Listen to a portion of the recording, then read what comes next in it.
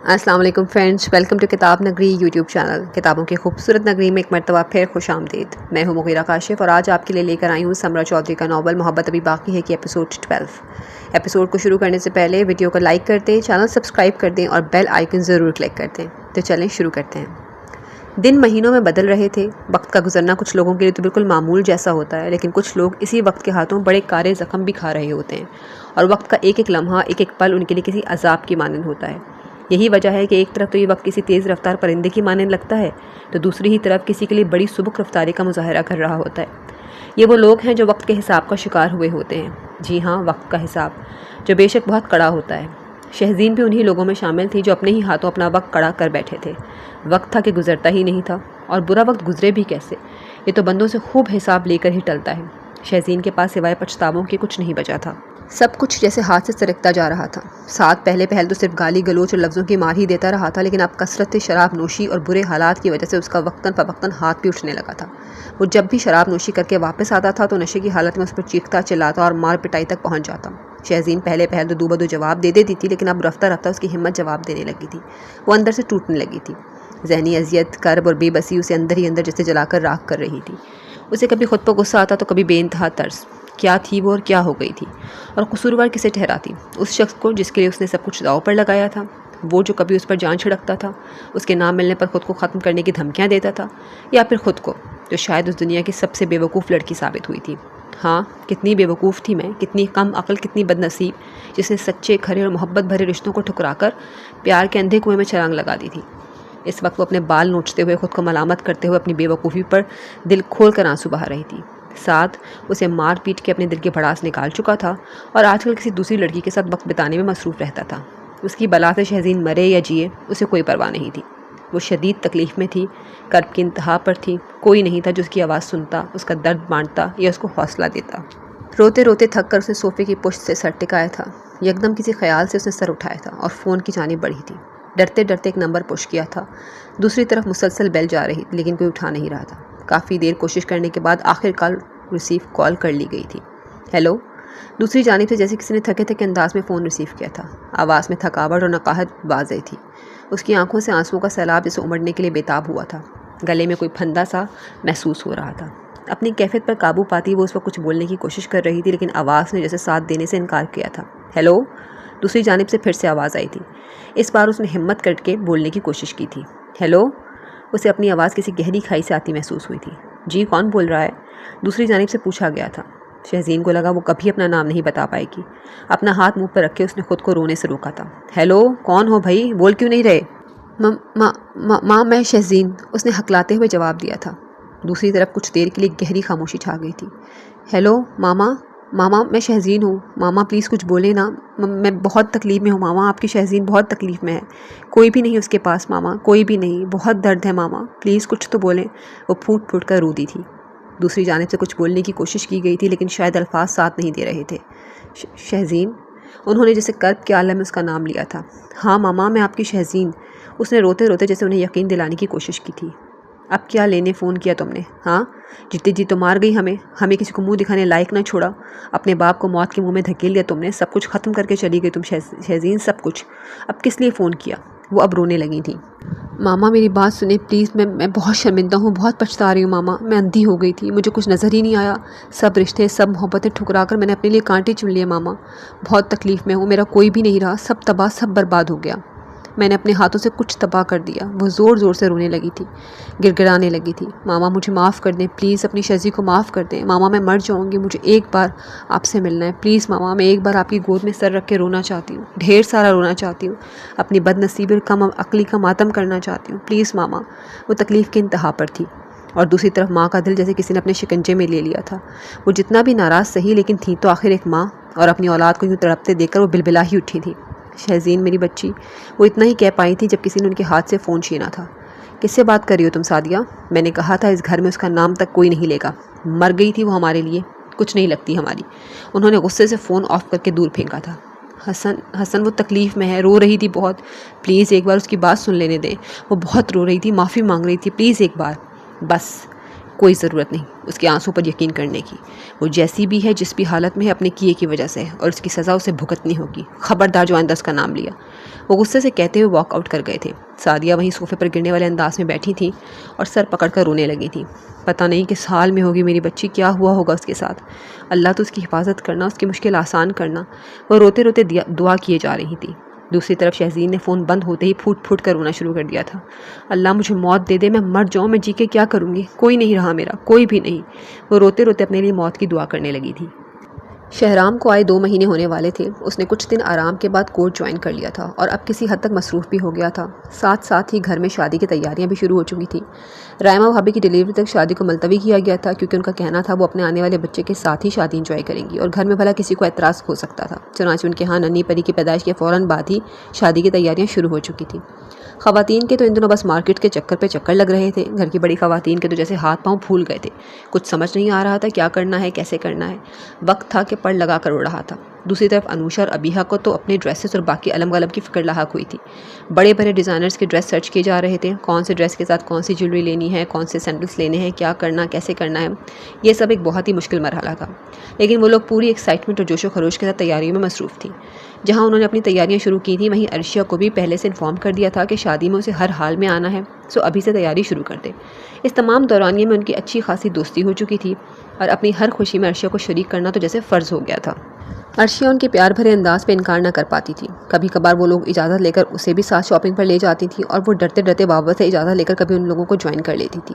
अल्लाह अल्लाह करके उनकी तैयारियां मुकम्मल हुई थी और शादी का दिन भी करीब आ गया था। इस दौरान अनाया को मुकम्मल तौर पर काम से छुट्टी दे दी गई थी और पॉलर सेशन शुरू हो चुका था। चुनांचे ये काम भी अनूशा और अबीहा के सर था। अनाया के साथ पॉलर के चक्कर लगाने की जिम्मेदारी भी उनकी थी और उन्होंने बड़ी खुश असलूबी से ये काम भी सरअंजाम दिए थे। और फिर वो दिन भी आ गया जिसका उन्हें शिद्दत से इंतज़ार था। निकाह शादी से एक दिन पहले रखा गया था और फिर अगले दिन मेहंदी माइयों का फंक्शन रखा गया था। और फिर शाह विला सही मायनों में रोशनी और रंगों का महवर बना था। पूरा घर बर्फ़ की कुमकुमों से सजा दिया गया था, जबकि अंदर पूरे घर में खूबसूरत फ्रेश फ्लावर से सजावट की गई थी। बेशक इवेंट ऑर्गेनाइजर्स ने बड़ी खूबसूरती से अपने हुनर का इस्तेमाल किया था। नतीजतन शाह विला की खूबसूरत इमारत इस वक्त रोशनियों से जगमगाती नजर आ रही थी।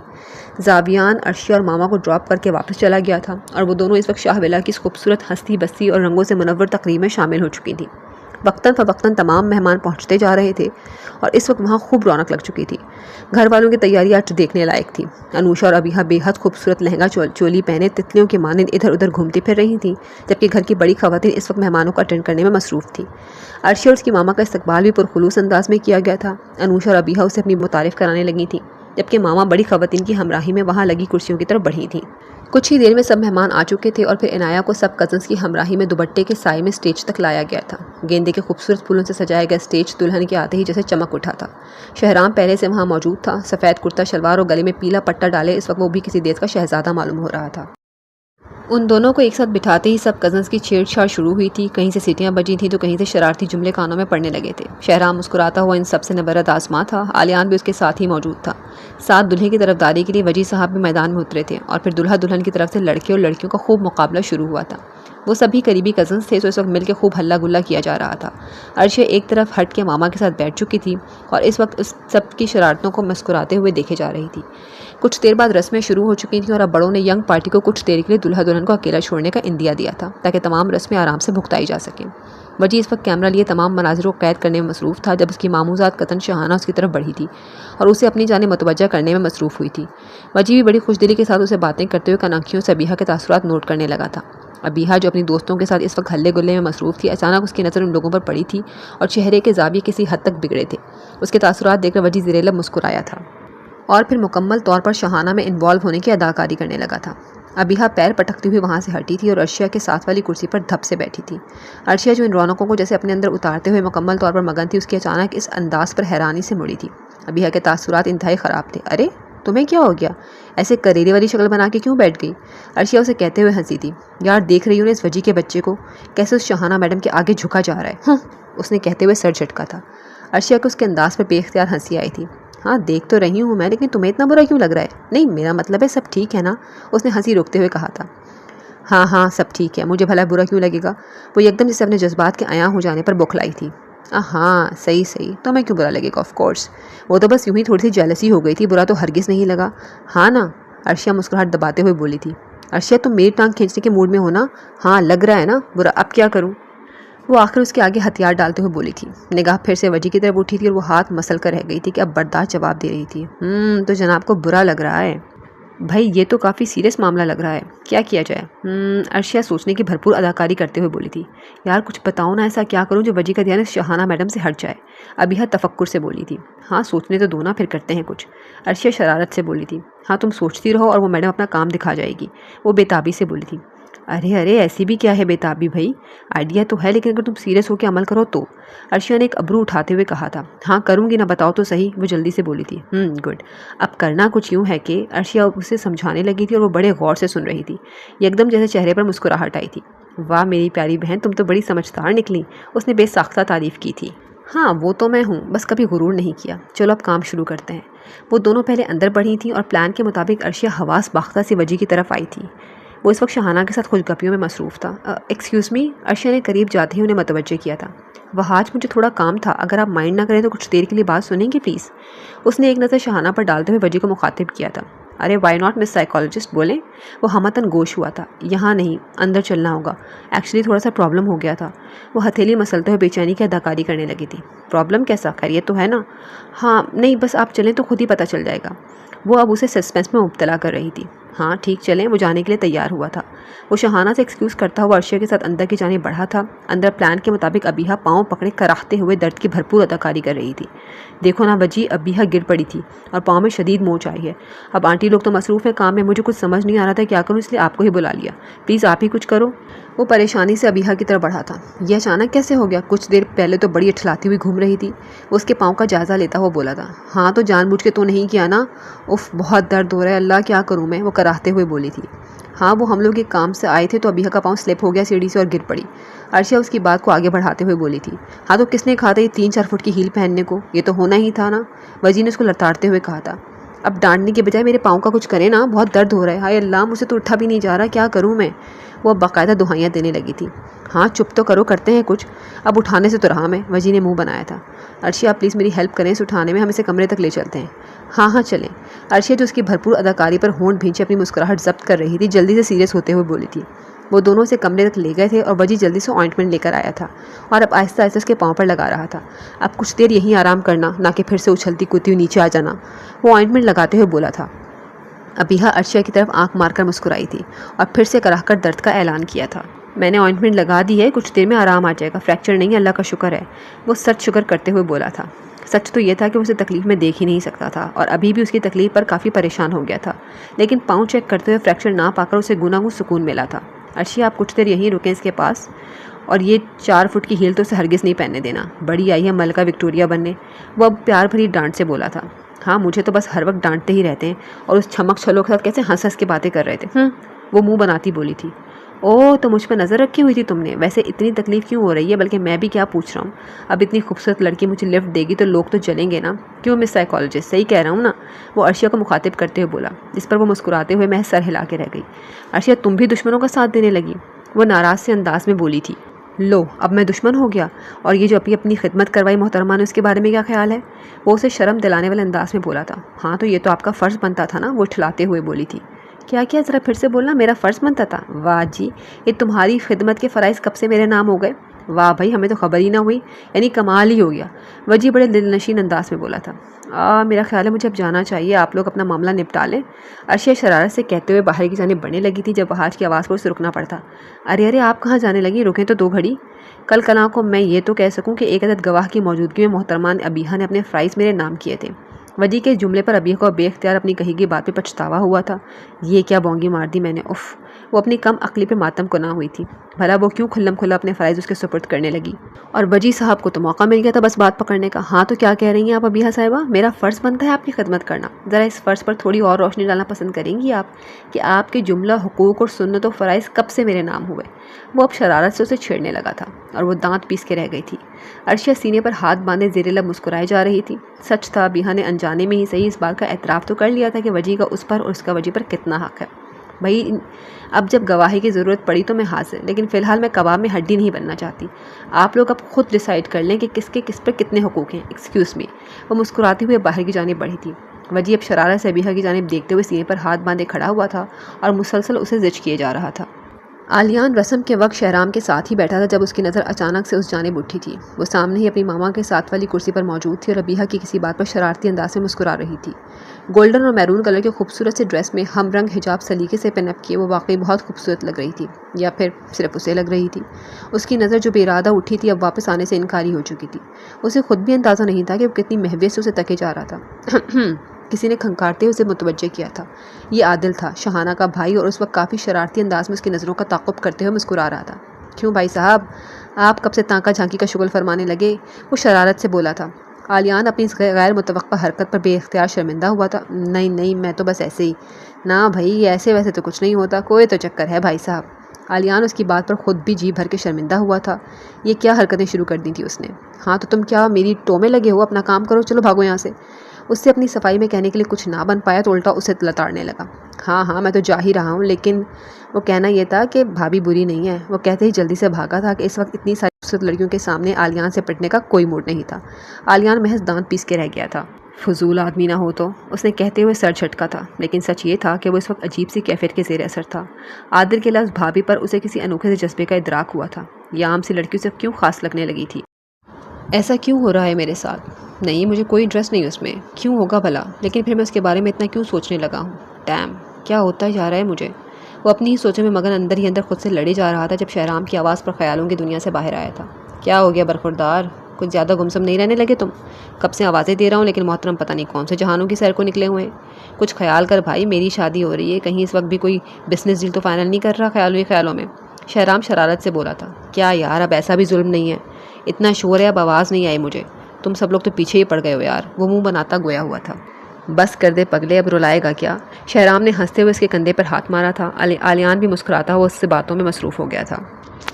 मेहंदी के बाद किसी भी फंक्शन में वो लोग शरीक ना हो सके थे और वजह थी आलिया बेगम की तबीयत। वो चूँकि हाई ब्लड प्रेशर की मरीज़ थी तो किसी भी शादी या फंक्शन में शोर शराबा और खाने में बेहतियाती की सबब उनका बीपी काफ़ी शूट कर जाता था।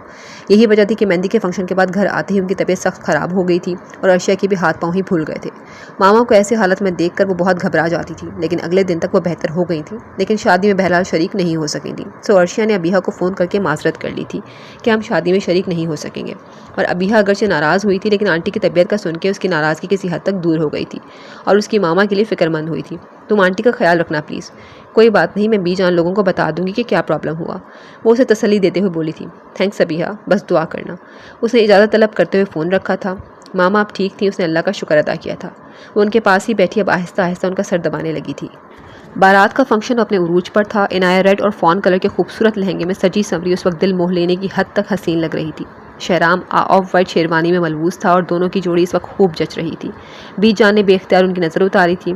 उस वक्त दुल्हा दुल्हन का फ़ोटो शूट चल रहा था। सभी लोग ग्रुप्स बनाए हंसी और बातों में मगन थे। ऐसे में ऑफ वाइट कलफ लगा सूट और ब्लैक बास्केट पहने शहजादों जैसी आन बान रखने वाले आलियान की नज़रें बार बार इर्द गिर्द का जायज़ा ले रही थी, जैसे किसी को ढूंढ रही हों, लेकिन नज़रें हर बार नाकाम लौट आती थी। शायद जिसकी तलाश थी वो हस्ती इस वक्त वहाँ मौजूद नहीं थी। उसको अजीब सी बेचैनी हुई थी। शायद वो नहीं आई आज, लेकिन क्यों? उसे आना चाहिए था। वो क्यों नहीं आई फिर? बेचैनी से नज़रें इधर उधर दौड़ाता हुआ वो अंदर ही अंदर जैसे खुद से मुखातिब था। लेकिन मैं क्यों उसका इंतज़ार कर रहा हूँ? नहीं आई तो ना आए, भला मुझे क्यों फ़र्क पड़ने लगा? वो उलझा हुआ सोचे जा रहा था। दोनों हाथों की उंगलियां एक दूसरे में घुसाए बेचैनी से उन्हें मसलता हुआ वो अजीब कश्मकश में मुब्तला था। ओए भाई साहब, आप भी ज़रा यहाँ आकर हमारे साथ एक तस्वीर बनवा लें, हमें भी आलियान साहब के साथ तस्वीर बनवाने का शर्फ हासिल हो जाए। शहराम ने उसे अपनी सोचों में गुम देकर शरारत से जुमला कसा था। अरे हाँ ना आलियान भैया, आए ना जल्दी, सबका फ़ोटोशूट हो रहा है और आप हैं कि पता नहीं कौन से जहानों में गुम बैठे हैं। ये अनूशा थी। अरे बात दरअसल ये है कि आलियान भैया सोच रहे हैं शहराम भैया की कुर्बानी तो आज हो गई, अगली बारी उन्हीं की है, सो आने वाले वक्त के अंदेशे सताने लगे हैं। क्यों? वह आज हंसते हुए आलियान पर जुमला उछाला था। इस वक्त सबकी तोपों का रुख उसकी तरफ मुड़ चुका था। अरे ये भी खूब कही वजी साहब, लेकिन वो क्या है ना, मुझे लगता है यहाँ मामला थोड़ा मुख्तलिफ है। यहाँ साहब खुद ही कुर्बान होने को तैयार हैं। कल रात मैंने इन्हें किसी हसीना को घूरते हुए रंगे हाथों पकड़ लिया। ये आदिल था, हमेशा की तरह मुँहफट और शरारती। आलियान इस वक्त दांत पीस के रह गया था। उसकी बात पर सबने भरपूर रिएक्शन शो किया था। ओए होए, ये हसीन वाक़या कब रूनुमा हुआ भला, और हम इसे देखने से महरूम रह गए। हक खाए। वजी ने हैरान होते हुए ठंडी आह भरने की भरपूर अदाकारी की थी। ऐसा कुछ नहीं, आदिल की तो खामखा बोंगियाँ मारने की आदत है। मैं भला किसी को क्यों घूरने लगा? आलिया ने खा जाने वाली नज़रों से आदिल की तरफ देखते हुए कहा था, और वो खिसियाना सा हो गया था। अब ऐसा कोई झूठ भी नहीं बोला मैंने, ऐसे तो ना देखें जान लेगी अब बच्चे की। वो सर खुजाता हुआ टेढ़ी नज़र से आलियान को देखते हुए बोला था, अरे भाई इतना डर क्यों रहा है? इस हसीन वाक़ये पर तो और भी सेलिब्रेशन बनती है यार। शहराम भी उनके साथ हुआ था और आलियान का बेख्तियार अपना सर पीटने का दिल किया था। कसूर तो बहरहाल उसका अपना था, अपनी नज़रों पर वो कंट्रोल नहीं रख पाया था। अब क्या हो सकता था? चलो भाई, अब लगे हाथों ये भी बता दो कि वो खुशनसीब हसीना थी कौन आखिर, जो हमारे रूडी भैया का दिल ले उड़ी। वजी शरारत से बोला था, अरे नहीं नहीं यार, मेरा आलियान भैया से पिटने का कोई इरादा नहीं। आदिल कानों को हाथ लगाते हुए बोला था, जिस पर सभी हंस पड़े थे। आलियान भी ज़ेरेला मुस्कुरा के रह गया था। अगरचे अपने जिस्मों की यूँ खुल जाने पर वो सटपटाया ज़रूर था, लेकिन कुछ भी सही, इस नाम से छेड़छाड़ न जाने क्यों उसे भली लग रही थी। चलो भाई नाम बताओ, पता तो खैर चल ही जाना है हमें। वजी मुस्कुराते हुए यकीन से बोला था। सभी इस छेड़छाड़ और हंसी मजाक में मसरूफ़ थे, और दूसरी तरफ अपनी मामा के पास बैठी हल्के हल्के से उनका सर दबाते हुए अर्शिया इस बात से यकसर नावाकिफ़ थी कि वो किसी शहजादे की नींदें और चैन सब कैसे चुरा बैठी थी। वलीमा भी इसी गहमा गहमी के साथ गुजर गया था। शादी बखैर और आफियत इख्तिताम को पहुंची थी। इस पर सभी बड़ों ने शुक्राने के नफल अदा किए थे। इस वक्त लाउंज का मंजर कुछ यूँ था कि सभी कज़न्स थके हारे लाउंज में आड़े तिरछे लेटे थे। कुछ सोफे पे दराज थे तो कुछ नीचे कारपेट पे आलती पालती मारे बैठे थे। थकावट के बावजूद इस वक्त वो सब खुश गपियों में भी मसरूफ़ थे। हल्की फुल्की छेड़छाड़ भी जारी थी। कोई शहराम भैया से ट्रीट की फरमाइश जारी कर रहा था तो कोई हनीमून के मशवरे जारी कर रहा था। अलगर्ज सभी अपनी अपनी हाँकने में मसरूफ़ थे। शहराम हंसते हुए सबको निपटाए जा रहा था। अरे भाई कुछ तू भी मेरा साथ दे दे यार, तू बस अपनी दुनिया सजाए बैठा है इन दिनों। शहराम ने आलियान को मोबाइल पर मसरूफ़ देखकर शर्म दिलाने वाले अंदाज में कहा था। सुन रहा हूँ। आलियान मसरूफ़ अंदाज में बोला था। लो जी, भाई साहब सिर्फ सुनने का नहीं बोल रहा, कुछ मुंह से भी फूट लीजिए। आपके नायाब अल्फाज सुनने को तरस गए हैं हम। शहराम ने उसे खूब लताड़ा था। वो मोबाइल जेब में रखते हुए इनकी तरफ मुतवज्जे हुआ था। हाँ क्या बोल रहे थे तुम? वो सुनने के लिए हमतन गोश हुआ था। कह ये रहा था मैं कि सभी अपने कीमती मशवरों से नवाज रहे हैं, कुछ आप भी मोती बिखेर दीजिए महफिल में। अरे भाई बात दरअसल कुछ यूँ है कि हम अपनी नाज़ों पली खूबसूरत दुशीज़ा इनके हवाले की है, तो बदले में इनका भी कुछ हक बनता है हमें देने को। एक अच्छी सी ट्रीट तो बनती है यार, बस यही छोटी सी इल्तिजा कर रहे थे हम। ये वक़ास था, आदिल और शहाना का बड़ा भाई। हाँ तो मेरी शादी में अच्छा खासा ठूंस चुके हो तुम लोग, अभी पेट नहीं भरा क्या? शहराम ने एक और खर्चे पे दुहाई देते हुए कहा था। लो जी, शादी में तो सभी खाते हैं, और भाई आपकी शादी के कामों के टेंशन में हम ठीक से कुछ खा भी नहीं सके। अब चूंकि शादी खाना आबादी अपने अख्ताम को पहुंच चुकी है तो आराम सुकून से मिल बैठ के कहीं दावत उड़ानी चाहिए। क्यों भाई, क्या कहते हो सब? आदिल ने कहते ही सबकी राय ली थी। सब ने उसकी बात पर सब उसकी बात पर सर धुनने लगे थे। मैं सदके जाऊँ, बड़े काम किए तूने। लड़कियों के आगे पीछे घूम घूम के थक गया, काम तो वाकई बड़ा था। शहराम ने उस पर चोट की थी। अरे भैया, खिदमत खल्क भी किसी चिड़िया का नाम है। मैं तो बस लड़कियों की हेल्प कर रहा था कामों में, वो भी अपने नाम का एक था। शर्मिंदा होना तो सीखा भी नहीं था। वाह मेरे शहजादे, ये खिदमत खल्क का जुनून खासुल खास सिनफ़े नाजुक के लिए ही चढ़ता है। वाह मेरे शेर, तू तो बड़ा काबिल बंदा निकला। वजी ने शरारत से उसकी पीठ थपथपाई थी। नवाजिश नवाजिश। वो भी कमीनगी से हंसने लगा था। यार शर्म करो तुम लोग, कभी कोई अच्छी बात भी कर लिया करो। हर वक्त शरारतें और फजूल बातें सूझती हैं तुम लोगों को।